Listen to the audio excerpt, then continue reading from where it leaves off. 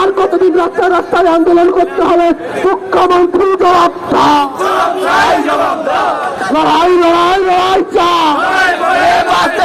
চাকরি চোরের বিরুদ্ধে এই লড়াই চলছে। চাকরি চোর দূর হাটাও, অপদার্থ চাকরি চোর পুলিশ মন্ত্রী তোমায় জানাই ধিক ধিক ধিক্কার।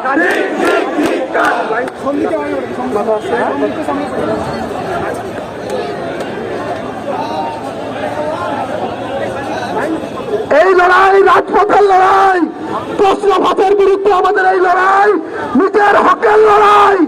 1 ইঞ্চিও রাস্তা ছাড়া হবে না। এই লড়াই চলবে তো, এই লড়াই চলবে তো।